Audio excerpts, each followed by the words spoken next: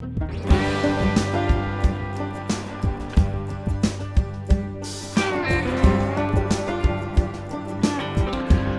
to In Conversation with Steve Iverson.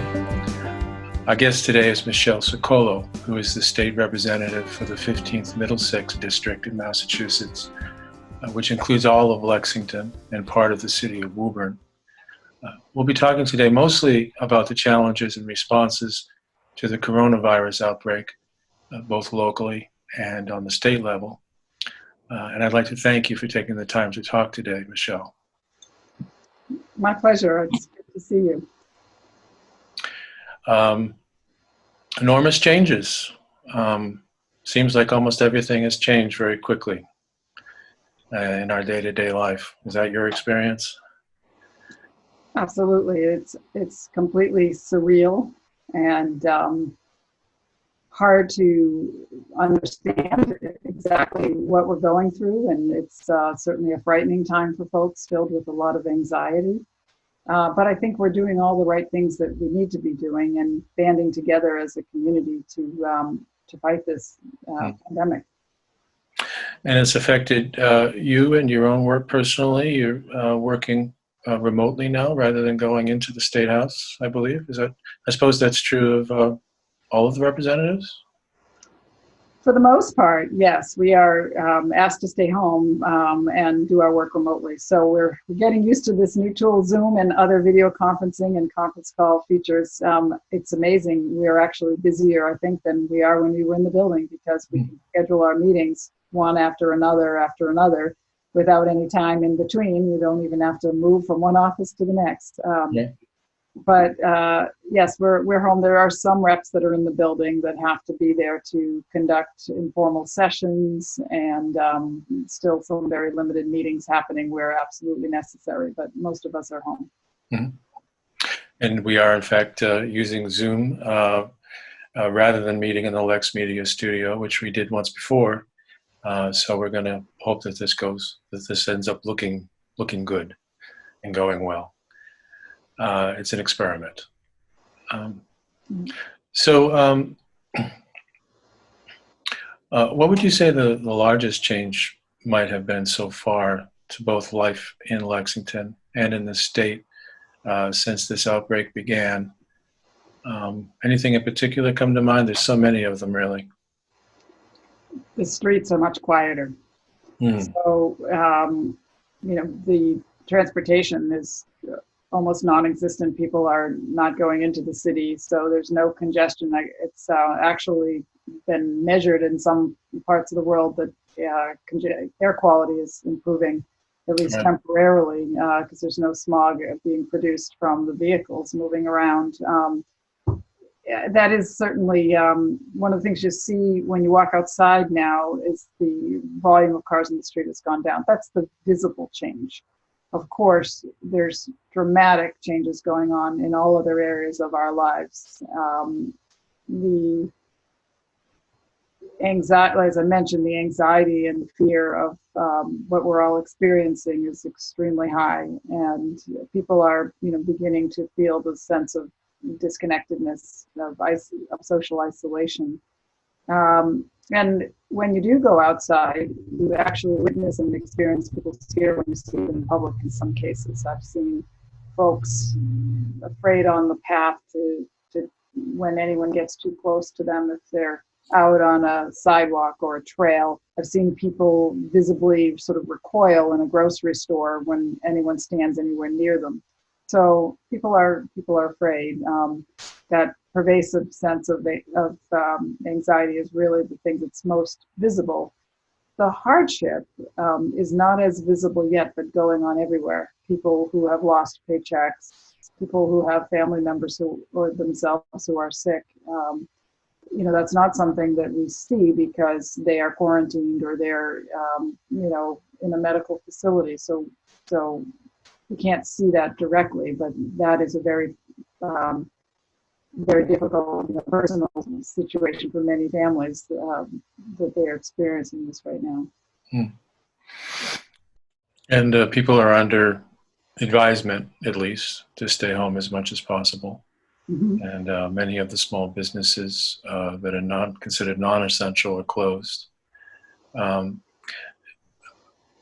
as the representative for the town, any thoughts about the economic impact in Lexington of all these businesses being closed now, and how we might manage it and recover from it when things get better? Right. There's no question it's going to hit our small businesses the hardest economically, much more so than our larger companies that may be able to carry on their work remotely. But our restaurants and our retail shops, the things that we prize and hold dear in Lexington Center especially, are being very hard hit. They are doing some very creative and innovative things to have deliveries of products and curbside delivery directly to your car to try to keep having some kind of commerce continue. I did have a conference call with the Lexington Retailers Association last week, and we were talking about the many different difficulties they're facing, whether it was meeting payroll or getting inventory or having a lack of sales. And it's certain that this will hit them the hardest. I'm very, very encouraged by some of the really interesting programs coming out of the CARES Act, which was passed by Congress on Friday. Mm-hmm. So in Massachusetts, we put some money immediately into a small business assistance program, but it was depleted almost overnight. There was so much demand for the $10 million initial money that we put into a small business assistance mm-hmm. fund. But the CARES Act has a whole series of new ways to support small businesses that are going to be essential, including a payroll program that will cover payroll and an immediate grant for small businesses that doesn't have to be paid back.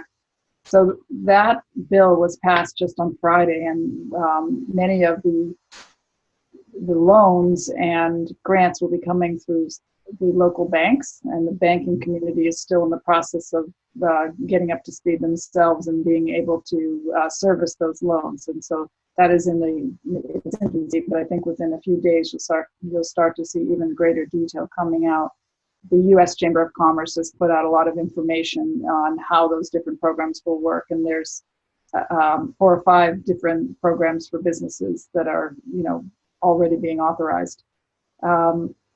Also, last week I was on a conference call with Congresswoman Catherine Clark, and she was saying that she is fairly certain that the most recent bill that was passed Friday, which would sort of be considered the third major piece of legislation out of Washington in response to COVID, she said that won't be their last. She was sure there'd be another bill that would address economic recovery.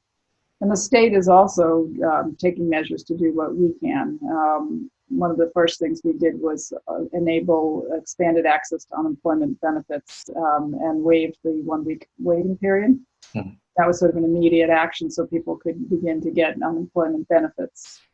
The other important thing for small business is that if you're a sole proprietor, if you're self-employed, if you're a 1099 contractor employee, under a contractual relationship, you'll be able to get access to unemployment assistance, which is completely new. That's not the way the unemployment program used to work. So you usually have to be an employee, an actual employee, I believe, don't you? Right. Yeah.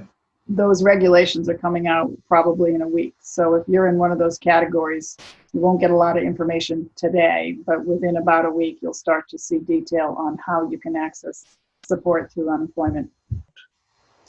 It is correct. I think that relates to where the outbreak first began with the Biogen conference, and a lot of the employees there were, residents in this area. So that certainly started off creating Middlesex County as a hotspot. But I'm told by the town manager that Lexington's numbers per capita relative to the states are declining. So while the states are growing, Lexington's percentages of cases are shrinking. Our actual numbers are growing modestly, but as a percentage of what's happening around us, we're doing better. Any other town resources that come to mind? We mentioned human services and the volunteer organizations that you just mentioned. We just mentioned the schools, which are actually sort of closed at the moment. Although there was recently an announcement that there's a new initiative, an alternative to the regular education schedule, where there'll be suggested assignments and people will work from home, and they won't necessarily be graded, but it will be a time for kids to remain engaged if they can. Anything else come to mind about the town's response or resources or things that people should be aware of? Well, I'll just say I did speak yesterday with the superintendent, and they now have a whole remote learning plan that they developed collaboratively with all of the teachers and administrators and parent organizations giving input into the plan so that they can essentially keep quality learning going for the long term. I know there was some dismay that it took them maybe a couple of days longer than some nearby districts, but in the end, the plan that they have was extremely well thought out, and I was pleased to hear that other school districts have been modeling their remote learning plans after Lexington's plan, and Superintendent Hackett said that she even has folks from out of state calling to get copies of the plan. I think what might make it stand out is that it's offers flexibility and don't leave anybody behind, or attempts not to leave anybody behind. Our students have a wide range of learning styles, and you can't just assume that every kid can learn by watching a video, for instance. And right. So we also know that our teachers may be home with their own children who aren't in school, and that will make it difficult for them to be present at every moment that they might want to be present. So the need to teach in teams and to be flexible and to make sure we try to find ways to reach all our kids was really well thought out in the plan, and I think it's a high quality plan that will serve our community well going forward. Yeah, apparently Dr. Hackett spoke with other superintendents from local towns, and they compared notes and all provided some input, and a lot of that went into the final plan. But it is not simply a question right now of moving the ordinary curriculum online. That might happen eventually if this continues, but that's not quite what it is at the moment. We talked about some federal response and a local response. Anything else you'd like to mention about response on the state level to what's happening and how it might affect Lexington and the rest of your district? Sure. We are continuing to pass legislation as appropriate, and there's a wide pipeline of ideas that the reps are initiating. One of the things that I've been pleased with is the extensive effort to augment traditional forms of communication with some of the remote forms of communication, so that we are getting all the ideas and the concerns and into the pipeline to be addressed. And right from the beginning, leadership in the House set up a process for all the reps to get questions and to suggest ideas to be put into the pipeline very rapidly, recognizing that we really needed to be as proactive as we could to respond to this crisis. Now, a lot of things are happening by executive order by the administration. The governor has obviously issued a lot of executive order, but in some cases, there also needs to then be follow-up legislation to address those kinds of things. Let me give you an example. We've moved the income tax filing date to meet the federal one in July. And that's in the process. Well, the governor was able to announce that that was happening, but we also needed to pass legislation, and that's in the pipeline being done. So there are a whole host of technical things related to the budget, related to voting and elections, having remote town meetings, for instance, is something that we're exploring. Many communities have had to postpone their town meetings, which means that they won't be able to pass budgets potentially in time for the July 1 start of the fiscal year. So these are all the kinds of things that the legislature has been taking up and working to address. And I will say that what's been very encouraging is how much they are listening to each of us. And I tell my constituents if they have an idea, a suggestion, to get it to me, because I can get it into the administration or to our leadership in the House if it needs a legislative action. And I imagine the very way you work together and get things done is different now. Have you had to change the rules about legislation and how it moves through the process over there, since people can't go meet face to face anymore?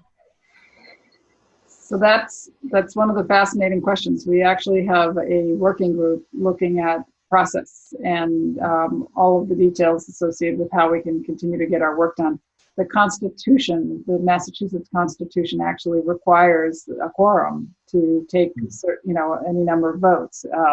We are still able to meet in informal session, but for the important votes, we're still figuring out how it is we can potentially move that voting to a virtual forum. And we don't have a definitive answer yet, since it is something in the Constitution that gives us pause before, we can't just ignore it. But we are being more creative than I've ever seen us be in terms of responding to this emergency and making sure that the business of government is able to continue. And would you say that the current crisis is occupying all of your time now? Or I imagine there are other more routine things that still need attention, even despite what's happening with this. So that's a great question. The current crisis is actually occupying most of my time. I'm getting quite a few calls and emails from people wanting to understand the essential services designation, whether or not their businesses would qualify, or how they could go about applying to be determined or deemed to be an essential service. There's actually a form on the website, and I'll send that link over to you later.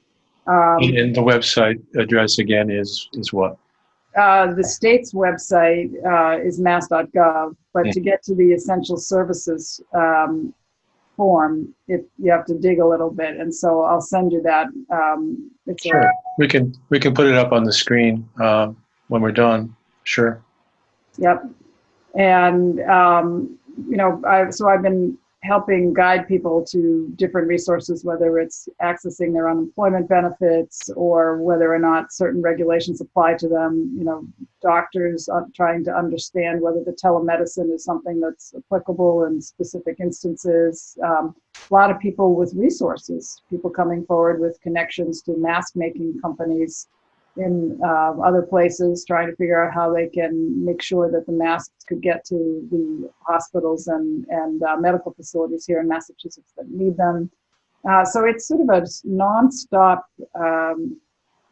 series of communications, both from constituents, but also from our state and federal partners, with critical information that we're trying to make sure we get out to people. We put out a very detailed newsletter just last week, and it was chock full of guidance and direction and information. And already it feels like that, I need to send out another one with a whole slew of additional information. So yes, I would say the crisis is taking up the majority of my time. As legislators, one of the most important things we can do is communicate to our district, to our constituents, and to listen to their needs and make sure their voices are heard on Beacon Hill. And so it's a two-way system of communications that is really critical, and that's what I'm spending most of my time doing right now. Communicating with constituents. Mhm. and with leadership, with, DPH, with elder affairs. There's state agencies that that we're connecting with and that we need to connect constituents to. So that's what's happening. Any thoughts? I'll put you on the spot for a moment. Any thoughts about Governor Baker's responses to this crisis? Have you generally thought he's made all the right choices, or what are your thoughts about that? I think he's doing an excellent job. Nobody would want to be in his shoes right now. It's a very difficult situation with tons of demands coming at him all the time. And for the most part, I find he's been very decisive, very clear. He's taken command and taken a lot of administrative actions, which I think has been very helpful. He gives a daily press conference and updates people and has rapidly aligned his staff to respond in this emergency where appropriate. So he's clearly setting up channels of communication. So I think he's doing what he can do. Certainly we got a lot of feedback before he issued the order to stay at home. Right. And there were people who felt he should have shut things down a little bit sooner, and perhaps that is the case. But I think we can't know the different considerations that was exploring at the time. I know making sure that essential workers have access to healthcare,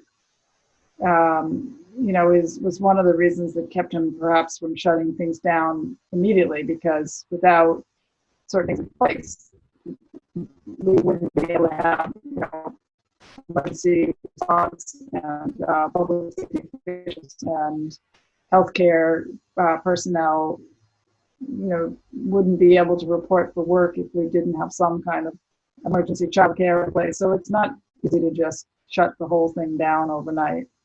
Right. It's a challenging job. It seems like he's done well. Speaking of Governor Baker again, we just have a couple of minutes left, but just to touch on the more personal aspects of this again. You've been talking to constituents a lot. My experience has been that people vary in their response to this between sort of a hope for the best, sort of stoicism, and perhaps at times quite a lot of anxiety, perhaps even panic with some people. What have you been hearing in the way, and when people call you, and the way they speak and what their tone is? Most of the people that I am talking with are resigned that this is going to take some time, but have a hope and faith that we'll get through it and be okay. And one of the things that I try to focus on, I think it's really vitally important that we all focus on the positive right now, as best we can. I actually see some amazing progress being made in terms of building new relationships, improving communications, streamlining, in some cases, the efficiency of government, looking at things differently, and taking stock of what matters. I think everybody's realizing during this crisis that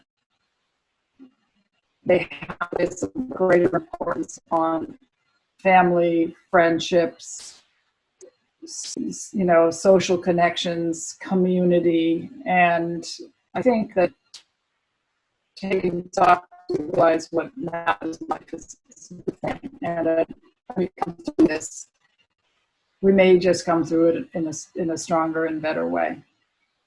Yeah. We've learned how to slow down a bit, and we've learned how to sort of remind ourselves of what's important, and that's certainly a good thing. Absolutely.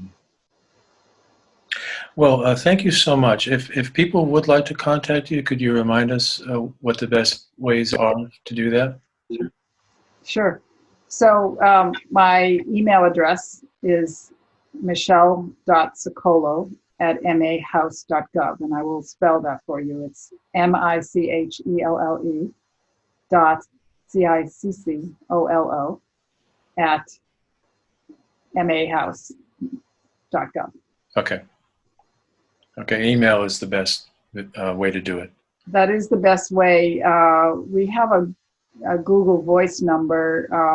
If you call my office, it gives you a number that gets forwarded to me since we're not physically in the State House. But I'll send that number along, and you'll be able to put that on the screen for folks, the Google Voice.